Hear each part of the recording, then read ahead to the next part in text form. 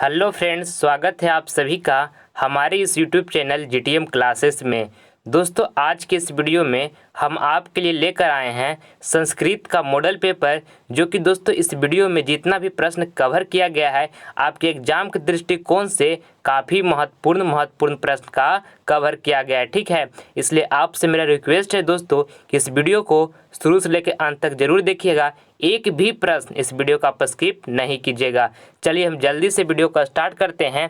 देखिए पहला प्रश्न, पटना के किस दिशा में गंगा बहती है? ऑप्शन ए में लिखा हुआ है पश्चिम दिशा में, बी में लिखा हुआ है दक्षिण दिशा में, सी में लिखा है उत्तर दिशा में और डी में लिखा है पूर्व दिशा में। तो दोस्तों ये प्रश्न में आपको बताना है कि पटना की किस दिशा में गंगा बहती है, तो उत्तर दिशा में बहती है दोस्तों। ठीक है, ऑप्शन मेरे यहाँ पर सी जो होगा बिल्कुल करेक्ट आंसर हो जाएगा। आइए अगला प्रश्न हम देख लेते हैं, दूसरा नंबर। इसमें दोस्तों आपको बताना है कि भारत में किस महान परंपरा को सुनाया जाता है। ऑप्शन ए में लिखा है शास्त्रों को, बी में लिखा है शास्त्र को, यहाँ पे सी में लिखा है लोभ को और डी में लिखा है कलह को। तो दोस्तों ये प्रश्न में आपको बताना है कि भारत में किस महान परंपरा को सुनाया जाता है, तो शास्त्रों को सुनाया जाता है दोस्तों। ठीक है, ऑप्शन नंबर यहाँ पर ए जो होगा हमारा बिल्कुल करेक्ट आंसर हो जाएगा। आइए अगला प्रश्न हम देखते हैं, तीसरा नंबर। ये प्रश्न आपके बोर्ड एग्जाम के लिए दोस्तों काफ़ी ही महत्वपूर्ण प्रश्न है। ये एग्जाम में आपका बार बार प्रश्न पूछा जाता है। पूछा गया कि स्वामी दयानंद का जन्म किस गांव में हुआ था। तो ऑप्शन ए में लिखा है दोस्तों रामनगर में, और बी में लिखा है दोस्तों टंकारा में, और सी में लिखा है अयोध्या में, और डी में लिखा है इनमें से कोई नहीं। तो दोस्तों ये प्रश्न में आपको बताना है कि स्वामी दयानंद का जन्म किस गांव में हुआ था, तो टंकारा में हुआ था दोस्तों। ठीक है, ऑप्शन नंबर यहाँ पर बी जो होगा बिल्कुल करेक्ट आंसर हो जाएगा। और टंकारा गांव दोस्तों किस राज्य में है, तो गुजरात में है। ठीक है, ये भी आपको साथ में याद रखना है। आइए अगला प्रश्न हम देख लेते हैं, चौथा नंबर। इसमें पूछा गया दोस्तों कि पाटलिपुत्र नगर में क्या प्रसिद्ध है। ऑप्शन ए में लिखा हुआ है ताजमहल, बी में लिखा है गोलघर, सी में लिखा है राजमहल और डी में लिखा हुआ है जल मीनार। तो दोस्तों ये प्रश्न में आपको बताना है कि पाटलिपुत्र नगर में क्या प्रसिद्ध है, तो गोलघर प्रसिद्ध है दोस्तों। ठीक है, ऑप्शन नंबर यहाँ पर बी जो होगा बिल्कुल करेक्ट आंसर हो जाएगा। आइए अगला प्रश्न हम देख लेते हैं, पाँचवा नंबर। मंगलम पाठ के में कितने मंत्र हैं। ऑप्शन ए में लिखा हुआ है 4, बी में लिखा है 5 और सी में लिखा है 6 और डी में लिखा है 7। तो दोस्तों ये प्रश्न में आपको बताना है कि मंगलम पाठ में कितने मंत्र हैं, तो 5 हैं दोस्तों। ठीक है, ऑप्शन में यहाँ पर बी जो होगा बिल्कुल करेक्ट आंसर हो जाएगा। आपको इसको अच्छे तरीके से याद रखना है। आइए अगला प्रश्न हम देख लेते हैं, 6 नंबर। इसमें दोस्तों पूछा गया है कि यह संसार किसके द्वारा अनुशासित है। ऑप्शन ए में लिखा हुआ है मनुष्य के द्वारा, बी में लिखा हुआ है वीरों के द्वारा और सी में लिखा है दानव के द्वारा और डी में लिखा है परमात्मा के द्वारा। तो दोस्तों आपको बताना है कि यह संसार किसके द्वारा अनुशासित है, तो परमात्मा के द्वारा दोस्तों अनुशासित है यह संसार। ठीक है, ऑप्शन में यहाँ जो डी होगा बिल्कुल हमारा करेक्ट आंसर हो जाएगा। आइए अगला प्रश्न हम देख लेते हैं, तीसरा। ये 7 नंबर है दोस्तों। ये प्रश्न आपके बोर्ड एग्जाम के लिए काफ़ी महत्वपूर्ण प्रश्न है। पूछा गया है कि संस्कार को कितने भागों में बांटा गया है। ऑप्शन ए में लिखा है 4, बी में लिखा है 5 और सी में लिखा है 6 और यहाँ पे डी में लिखा है दोस्तों 8। तो आपको बताना है इस प्रश्न में दोस्तों कि संस्कार को कितने भागों में बांटा गया है, तो 5 भागों में बांटा गया है दोस्तों। ठीक है, ऑप्शन यहाँ पर बी जो होगा बिल्कुल करेक्ट हो जाएगा। और दोस्तों कुल कितना संस्कार है, तो याद रखिएगा दोस्तों कि कुल कितना संस्कार है, तो 16 दोस्तों है। ठीक है, इसको आपको ध्यान में रखना है। आइए अगला प्रश्न हम देख लेते हैं, 8 नंबर। ये भी प्रश्न दोस्तों आपके बोर्ड एग्जाम के लिए काफ़ी महत्वपूर्ण प्रश्न है। पूछा गया कि विद्या किससे सुरक्षित होती है। ऑप्शन ए में लिखा है सत्य से, बी में लिखा हुआ है तपस्या से, सी में लिखा हुआ योग से और यहाँ पे डी में लिखा है दोस्तों सदाचार से। तो आपको बताना इस प्रश्न में दोस्तों कि विद्या किससे सुरक्षित होती है, तो दोस्तों तपस्या से सुरक्षित होती है विद्या। ठीक है, ऑप्शन में यहाँ पर बी जो होगा हमारा बिल्कुल करेक्ट आंसर हो जाएगा। आइए अगला प्रश्न हम देख लेते हैं, 9 नंबर। चरित्र का निर्माण किससे होता है। ऑप्शन ए में लिखा हुआ है संस्कार से, बी में लिखा है व्यवहार से और यहाँ पे सी में लिखा है दोस्तों आचरण से और डी में लिखा है इनमें से कोई नहीं। तो आपको बताना है दोस्तों कि चरित्र का निर्माण किससे होता है? तो संस्कार से होता है दोस्तों, ठीक है। ऑप्शन नंबर यहाँ पर ए जो होगा हमारा बिल्कुल करेक्ट आंसर हो जाएगा, ऑप्शन नंबर ए। आइए अगला प्रश्न हम देख लेते हैं 10 नंबर। ये प्रश्न आपके बोर्ड एग्जाम के लिए दोस्तों काफ़ी महत्वपूर्ण प्रश्न है। पूछा गया है कि रामायण के रचनाकार कौन है? ऑप्शन ए में लिखा हुआ है महर्षि व्यास, और बी में लिखा है दोस्तों वाल्मीकि, और सी में लिखा हुआ है कालिदास, और डी में लिखा हुआ है तुलसीदास। तो आपको बताना है दोस्तों कि रामायण के रचनाकार कौन है? तो वाल्मीकि हैं दोस्तों, ठीक है। ऑप्शन नंबर यहाँ पर जो बी होगा हमारा बिल्कुल करेक्ट आंसर हो जाएगा। आइए अगला प्रश्न हम देख लेते हैं 11 नंबर। ये प्रश्न दोस्तों आपका बोर्ड एग्जाम में बहुत बार पूछा जा चुका है। पूछा है पटना नगर की पालिका देवी कौन है? ऑप्शन ए में लिखा हुआ है शीतला देवी, बी में लिखा है काली देवी, यहाँ पे सी में लिखा है पटन देवी, और डी में लिखा है गौरी देवी। तो दोस्तों आपको बताना है कि पटना नगर की पालिका देवी कौन है? तब पटन देवी है दोस्तों, ठीक है। ऑप्शन में सी जो होगा हमारा बिल्कुल करेक्ट आंसर हो जाएगा। आइए अगला प्रश्न हम देखते हैं 12 नंबर। गंगा नदी के ऊपर पटना में किस सेतु का निर्माण हुआ है? ऑप्शन ए में लिखा हुआ है कृष्ण सेतु, बी में लिखा हुआ है गांधी सेतु, सी में लिखा हुआ इंद्र सेतु, और डी में लिखा हुआ नेहरू सेतु।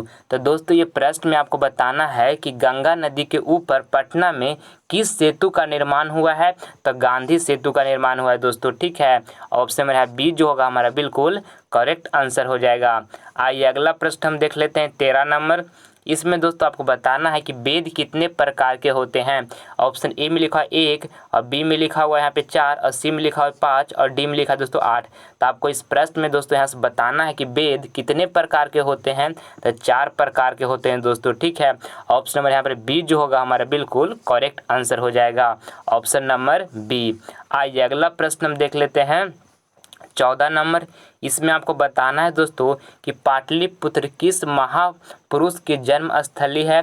ऑप्शन ए में लिखा हुआ है गुरु गोविंद सिंह, बी में लिखा हुआ है गुरु नानक, और देखिए यहाँ पे सी में लिखा है महावीर, और डी में लिखा है गौतम बुद्ध। तो दोस्तों ये प्रश्न में आपको बताना है कि पाटलिपुत्र किस महापुरुष की जन्म स्थली है? तो गुरु गोविंद सिंह का है दोस्तों, ठीक है। ऑप्शन में यहाँ पर ए जो होगा हमारा बिल्कुल करेक्ट आंसर हो जाएगा। और गुरु गोविंद सिंह जो है दोस्तों ये सिखों के 10वें गुरु हैं, ठीक है। ये भी आपको साथ में याद रखना है, आपका एग्जाम में पूछा जाता है कि गुरु गोविंद सिंह जो हैं ये सिखों के 10वें गुरु हैं। आइए अगला प्रश्न हम देख लेते हैं 15 नंबर। उपनिषद के कितने प्रकार होते हैं?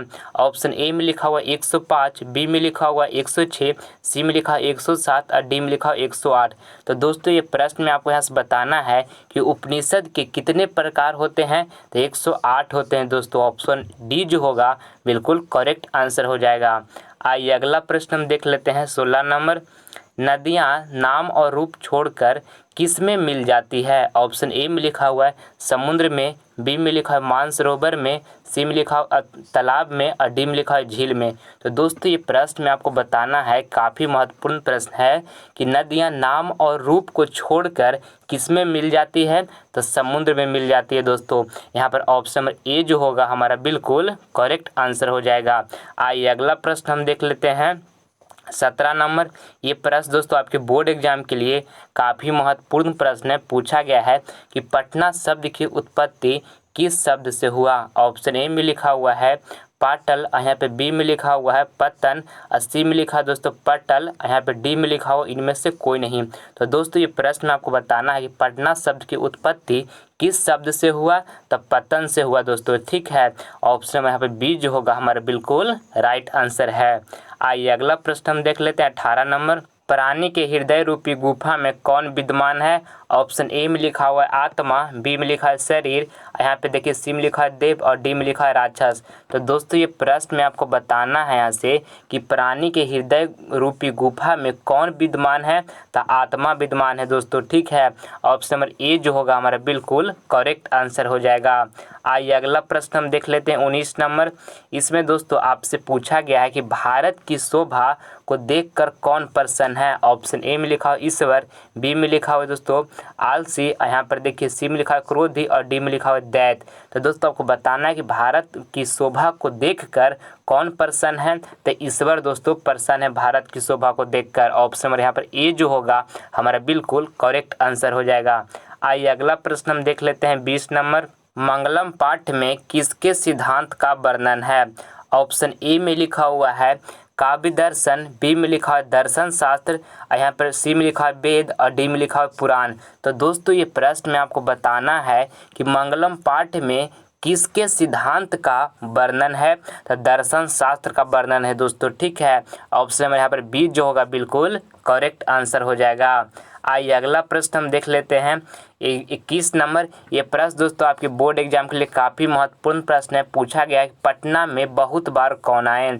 ऑप्शन ए में लिखा हुआ है महावीर, बी में लिखा है अकबर, सी में लिखा है भगवान बुद्ध और डी में लिखा हुआ है दशरथ। तो दोस्तों आपको बताना है इस प्रश्न में कि पटना में बहुत बार कौन आए? तो भगवान बुद्ध आए दोस्तों, ठीक है।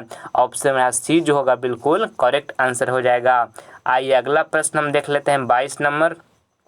भारतीय संस्कार कुल कितना है? ऑप्शन ए में लिखा है 15, बी में लिखा है 16, सी में लिखा है 18 और डी में लिखा है 20। तो दोस्तों इसमें आपको बताना है कि भारतीय संस्कार कुल कितना है? तो 16 है दोस्तों, ठीक है। ऑप्शन में यहाँ पर बी जो होगा हमारा बिल्कुल करेक्ट आंसर हो जाएगा। इसको दोस्तों आपको अच्छे तरीके से याद रख लेना है। आपका एग्जाम में बहुत बार ये प्रश्न पूछा गया है दोस्तों, वेरी इंपॉर्टेंट है ये आपका प्रश्न, ठीक है। आइए अगला प्रश्न हम देखते हैं 23 नंबर। किसको धन देना चाहिए? ऑप्शन ए में लिखा हुआ है धनहीन को, बी में लिखा है राजा को, सी में लिखा है विद्वान को और डी में लिखा है धनवान को। तो दोस्तों ये प्रश्न में आपको बताना है कि किसको धन देना चाहिए? तो धनहीन को दोस्तों धन देना चाहिए। ऑप्शन नंबर ए जो होगा हमारा बिल्कुल करेक्ट आंसर है। आइए अगला प्रश्न हम देखते हैं 24 नंबर। आर्य समाज की स्थापना सर्वप्रथम कहाँ हुई थी? काफ़ी महत्वपूर्ण प्रश्न है दोस्तों आपके बोर्ड एग्जाम के लिए। ऑप्शन ए में लिखा हुआ है दिल्ली, बी में लिखा है मुंबई और सी में लिखा है कोलकाता और डी में लिखा हुआ है हैदराबाद। तो दोस्तों आपको बताना है कि आर्य समाज की स्थापना सर्वप्रथम कहाँ हुई थी? तो मुंबई में हुई थी दोस्तों, ठीक है। ऑप्शन नंबर यहाँ पर बी जो होगा बिल्कुल करेक्ट आंसर हो जाएगा। और आर्य समाज की स्थापना दोस्तों किसने किया था? तो स्वामी दयानंद ने किया था, ठीक है। ये भी आपको साथ में याद रखना है। आइए अगला प्रश्न हम देख लेते हैं 25 नंबर। समाज सुधारक कौन थे? ऑप्शन ए में लिखा हुआ है स्वामी दयानंद, बी में लिखा है राधा मोहन, सी में लिखा है रामस्वरूप शुक्ल और यहाँ पे देखिए डी में लिखा हुआ है गणेश ओझा। तो आपको बताना है दोस्तों इस प्रश्न में कि समाज सुधारक कौन थे? तो स्वामी दयानंद थे दोस्तों, ठीक है। ऑप्शन नंबर यहाँ पर ए जो होगा हमारा बिल्कुल करेक्ट आंसर है। आइए अगला प्रश्न हम देखते हैं 26 नंबर। ये प्रश्न आपके बोर्ड एग्जाम के लिए दोस्तों काफ़ी महत्वपूर्ण प्रश्न है। पूछा गया है कि हिरण्मय पात्र से किसका मुंह ढका हुआ है? ऑप्शन ए में लिखा हुआ है सत्य का, बी में लिखा है असत्य का और यहाँ पे सी में लिखा हुआ है पाप का और डी में लिखा है झूठ का। तो आपको बताना है दोस्तों कि हिरण्मय पात्र से किसका मुंह ढका हुआ है? तो असत्य का दोस्तों ढका हुआ है, ठीक है। ऑप्शन नंबर ए जो होगा यहाँ पर हमारा बिल्कुल करेक्ट आंसर है, ठीक है। आइए अगला प्रश्न हम देखते हैं 27 नंबर। कैमुदी महोत्सव कहाँ मनाया जाता था? ऑप्शन ए में लिखा हुआ है वैशाली में, बी में लिखा है गया में, सी में लिखा है पाटलिपुत्र में और डी में लिखा है मुजफ्फरपुर में। तो दोस्तों ये प्रश्न में आपको यहाँ से बताना है कि कैमुदी महोत्सव कहाँ मनाया जाता था? तो पाटलिपुत्र में मनाया जाता था दोस्तों, ठीक है। ऑप्शन नंबर सी जो होगा हमारा बिल्कुल करेक्ट आंसर है। आइए अगला प्रश्न हम देखते हैं 28 नंबर। ये भी प्रश्न दोस्तों आपके बोर्ड एग्जाम के लिए काफ़ी महत्वपूर्ण प्रश्न है। पूछा गया कि मनुष्यों को कर्तव्य और अकर्तव्य का बोध कौन कराता है? ऑप्शन ए में लिखा हुआ है शास्त्र और बी में लिखा है विवेक और यहाँ पे देखिए सी में लिखा है धन और डी में लिखा है ज्ञान। तो दोस्तों ये प्रश्न में आपको यहाँ से बताना है कि मनुष्यों को कर्तव्य और अकर्तव्य का बोध कौन कराता है? तो शास्त्र कराता है दोस्तों, ठीक है। ऑप्शन नंबर ए जो होगा हमारा बिल्कुल करेक्ट आंसर है। आइए अगला प्रश्न हम देखते हैं 29 नंबर। भारत के प्रति हमारा कर्तव्य होना चाहिए। ऑप्शन ए में लिखा हुआ है भक्ति, बी में लिखा है शक्ति और सी में लिखा है दया और डी में लिखा है मोह। काफ़ी महत्वपूर्ण प्रश्न है आपके बोर्ड एग्जाम के लिए। पूछा गया आपसे कि भारत के प्रति हमारा कर्तव्य होना चाहिए, तो भक्ति होना चाहिए दोस्तों। ऑप्शन नंबर ए जो होगा बिल्कुल करेक्ट होगा। आइए अगला प्रश्न हम देखते हैं 30 नंबर। राम प्रवेश के गांव का क्या नाम था। ऑप्शन ए में लिखा हुआ है उत्तर टोला, बी में लिखा है दक्षिण टोला, सी में लिखा है नया टोला और डी में लिखा है भिखन टोला। तो दोस्तों ये प्रश्न में आपको बताना है, बहुत बार ये भी प्रश्न आपका एग्जाम में पूछा जा चुका है दोस्तों कि राम प्रवेश के गांव का क्या नाम था। तो भिखन टोला था। ठीक है, आपको याद रखना है अच्छे तरीके से। ऑप्शन नंबर डी बिल्कुल करेक्ट आंसर है। आइए अगला प्रश्न हम देखते हैं 31 नंबर। स्वामी दयानंद का जन्म कब हुआ था। ऑप्शन ए में लिखा हुआ है 1854, बी में लिखा हुआ है 1824, सी में लिखा 1830 और डी में लिखा हुआ 1849। तो दोस्तों ये प्रश्न में आपको बताना है कि स्वामी दयानंद का जन्म कब हुआ था। तो 1824 ईस्वी में हुआ था दोस्तों। आपको इसको अच्छे तरीके से याद रखना है। ऑप्शन नंबर बी यहाँ पर बिल्कुल करेक्ट आंसर हो जाएगा। और दोस्तों स्वामी दयानंद का जन्म कहाँ हुआ था। तो गुजरात के दोस्तों टंकारा नामक गांव में हुआ था। ठीक है, ये आपको याद रखना है। और स्वामी दयानंद का दोस्तों मृत्यु कब हुआ था। तो स्वामी दयानंद का मृत्यु दोस्तों 1883 ईस्वी में हुआ था। ठीक है, ये भी आपको याद रखना है, आपका एग्जाम के लिए काफ़ी महत्वपूर्ण है। आइए अगला प्रश्न हम देख लेते हैं 32 नंबर। राम प्रवेश ने स्नातक परीक्षा में कौन स्थान प्राप्त किया। ऑप्शन ए में लिखा हुआ है उच्च स्थान, बी में लिखा हुआ है निम्न स्थान और सी में लिखा है प्रथम स्थान और डी में लिखा हुआ है द्वितीय स्थान। काफ़ी महत्वपूर्ण प्रश्न है आपके बोर्ड एग्जाम के लिए दोस्तों। पूछा है कि राम प्रवेश ने स्नातक परीक्षा में कौन सा स्थान प्राप्त किया। तो प्रथम स्थान प्राप्त किया था दोस्तों। ऑप्शन में यहाँ सी होगा, बिल्कुल करेक्ट आंसर हो जाएगा। आइए अगला प्रश्न हम देख लेते हैं। अब अगला प्रश्न हमारा दोस्तों 33 नंबर है। इसमें आपसे पूछा गया है कि पृथ्वी का दान देने के लिए कौन चाहता है। ऑप्शन ए में लिखा हुआ है शल्य और बी में लिखा हुआ है भास, यहाँ पे सी में लिखा हुआ इंद्र और डी में लिखा हुआ कर्ण। तो दोस्तों ये प्रश्न में आपको बताना है कि पृथ्वी का दान देने के लिए कौन चाहता है। तो कर्ण चाहता है दोस्तों। ठीक है, ऑप्शन हमारा डी जो होगा दोस्तों, ऑप्शन नंबर डी हमारा बिल्कुल करेक्ट आंसर हो जाएगा। कर्ण बहुत ही दोस्तों दानशील व्यक्ति थे। ठीक है, ये भी आपको साथ में याद रखना है। आइए अगला प्रश्न हम देख लेते हैं 34 नंबर। और दोस्तों अगर जो आप अभी तक हमारे चैनल को सब्सक्राइब नहीं किए हैं तो आप हमारे चैनल को प्लीज़ दोस्तों आप सब्सक्राइब कर लें, क्योंकि इससे हमें मोटिवेशन मिलता है नेक्स्ट वीडियो बनाने के लिए। ठीक है, इसलिए आप नहीं किए हैं तो रेड बटन दबा कर इस चैनल को सब्सक्राइब कर लें। देखिए 34 नंबर प्रश्न हम देखते हैं। इसमें पूछा गया है कि शरीर का सबसे बड़ा शत्रु कौन है। ऑप्शन ए में लिखा हुआ है क्षमा, बी में लिखा हुआ है आलस, यहाँ पे देखिए सी में लिखा है क्रोध और डी में लिखा हुआ है लोभ। तो दोस्तों इसमें आपको बताना है कि शरीर का सबसे बड़ा शत्रु कौन है। तो आलस है दोस्तों। ठीक है, ऑप्शन नंबर यहाँ पर बी जो होगा बिल्कुल करेक्ट आंसर हो जाएगा। आइए अगला प्रश्न हम देखते हैं 35 नंबर। पूछा गया कि आलस कथा का रचनाकार कौन है। ऑप्शन ए में लिखा हुआ है विद्यापति, बी में लिखा है सूरदास, सी में लिखा है कालिदास और डी में लिखा है तुलसीदास। तो दोस्तों ये प्रश्न में आपको यहाँ से बताना है कि आलस कथा का रचनाकार कौन है। तो विद्यापति है दोस्तों। ठीक है, ऑप्शन नंबर यहाँ पर ए जो होगा हमारा बिल्कुल करेक्ट आंसर हो जाएगा। आइए अगला प्रश्न हम देखते हैं 36 नंबर। कुंती का पुत्र कौन था। ऑप्शन ए में लिखा हुआ है ब्रह्मा, बी में लिखा हुआ है दोस्तों दुर्योधन, सी में लिखा हुआ है कर्ण और डी में लिखा हुआ है इंद्र। तो दोस्तों ये प्रश्न में आपको बताना है यहाँ से कुंती का पुत्र कौन था। तो कर्ण था दोस्तों। ठीक है, ऑप्शन नंबर सी जो होगा हमारा बिल्कुल करेक्ट आंसर हो जाएगा।